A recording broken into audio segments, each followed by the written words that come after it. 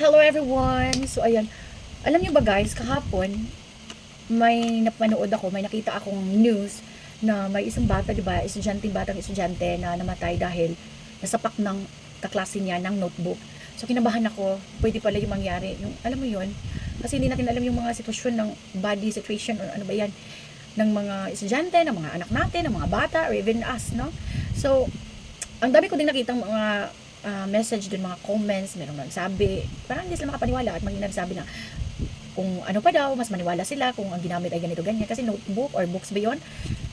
Alam niyo guys, maging maingat kayo sa mga comments na ganun kasi hindi natin kasi alam ang sitwasyon ng katawan ng bata, 'di ba? Maging sensitive kayo sa mga comments ninyo kasi talaga naman hindi natin alam, 'di ba?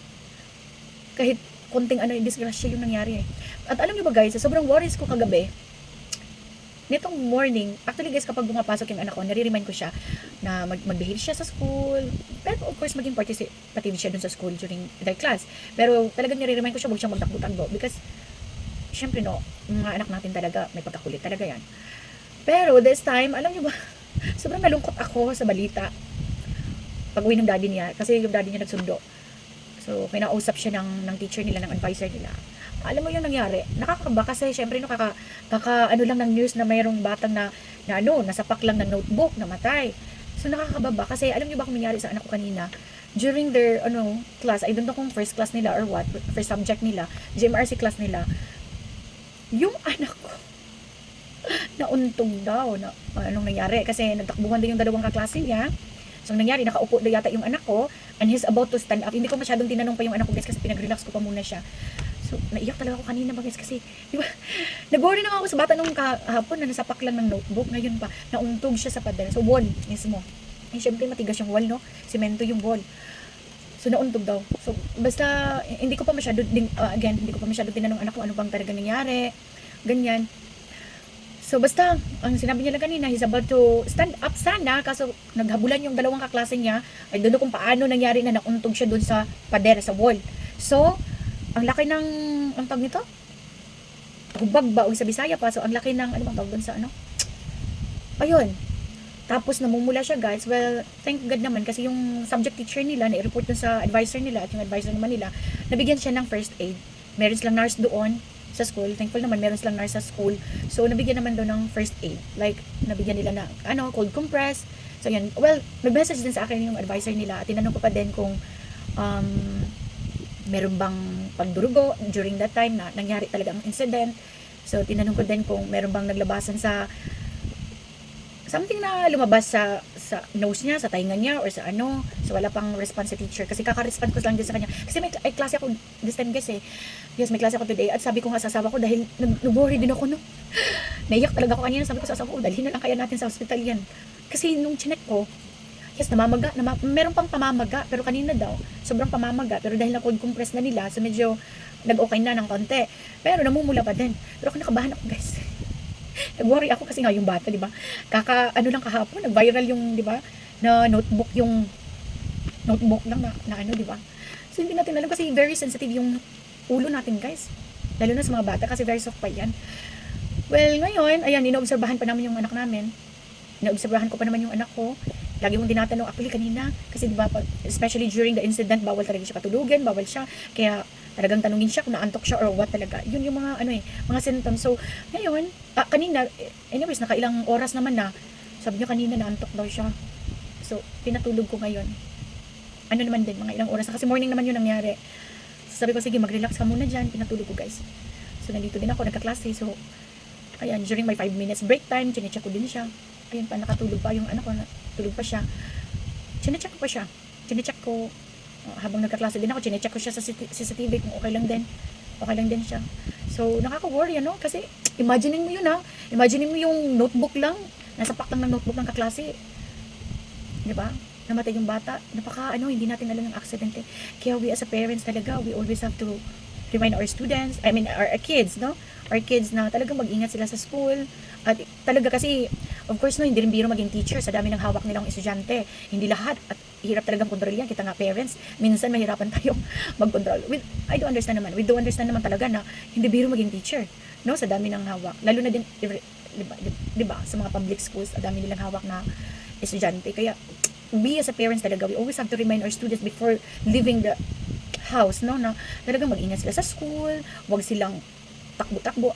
Yung anak ko din, nire-remind ko talaga, guys. At saka, kaka-ask ko lang sa advisor nila, teacher, kumusta ba yung estudyante ko dyan, kumusta anak ko, hindi ba makulit sa school?